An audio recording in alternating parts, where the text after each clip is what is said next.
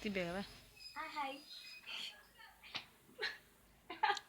I mean, chef interesting. Okay, my name is Hayobami, and welcome to my channel. Yeah, I should have welcomed you first. So, welcome to my channel.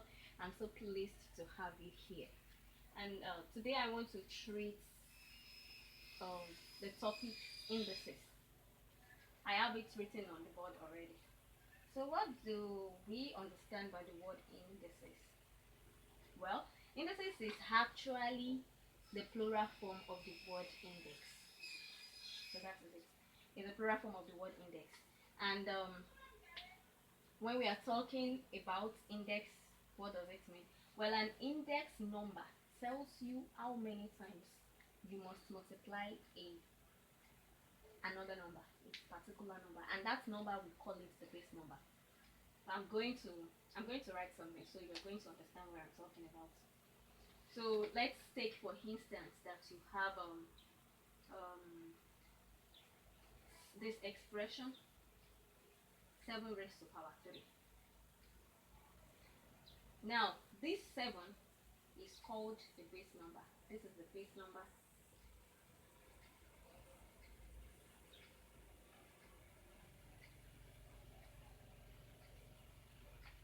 This is the base number. And this 3 is what we call the index. Index number.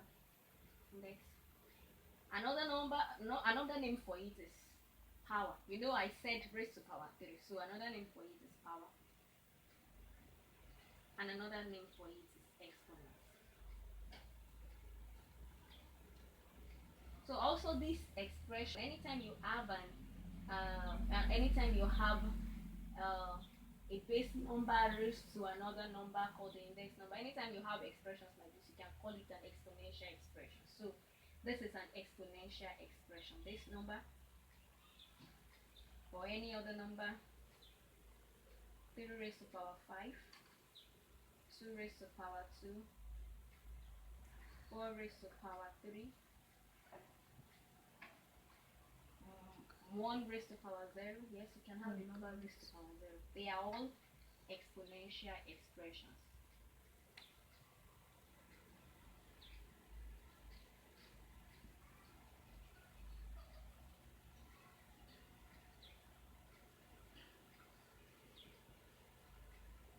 Okay, so I said at first that an index number tells us how many times we need to multiply a particular number, how many times we need to multiply the base number.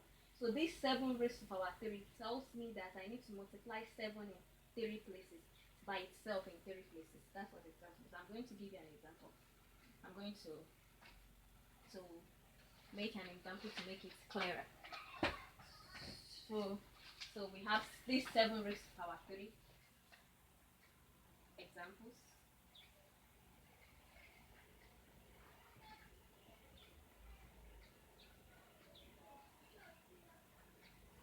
This 7 raised to power 3 that we used in this instance is the same thing as, this is the base number, remember, this is the index number.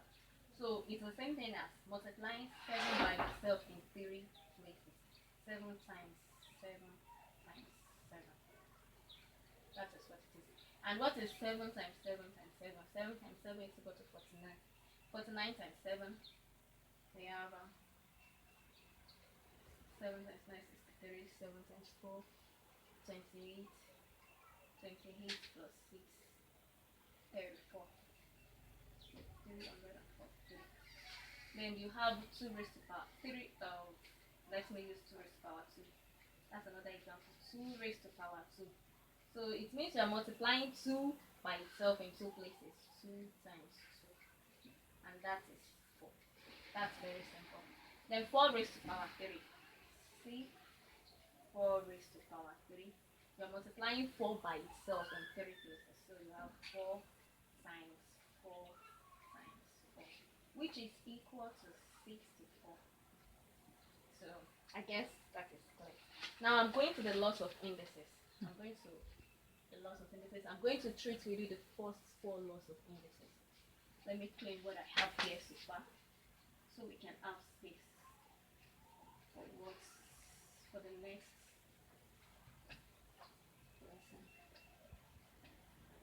Actually, the basic thing I'm treating with you today is the loss of indices, but I have to first break everything down so you can understand what we are really talking about. So I'm going to the loss of indices. I'm treating the first four loss of indices.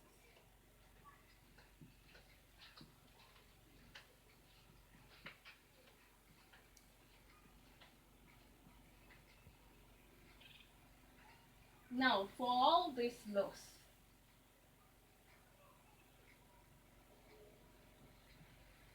for the following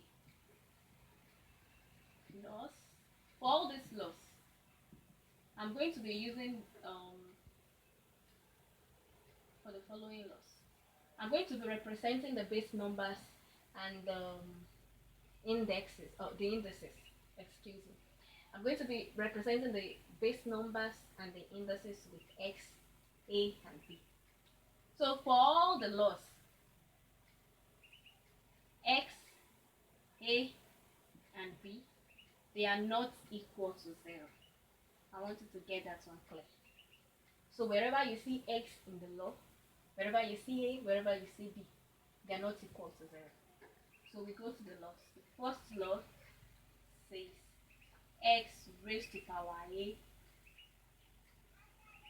times, yeah, I need to use, because it looks like X raised to power A, I'm using this as my multiplication sign, times X raised to power B equals X raised to power A plus B. That is the law, they are laws. So as we treat the examples, we will see that those laws are correct. So the second one is when you are dividing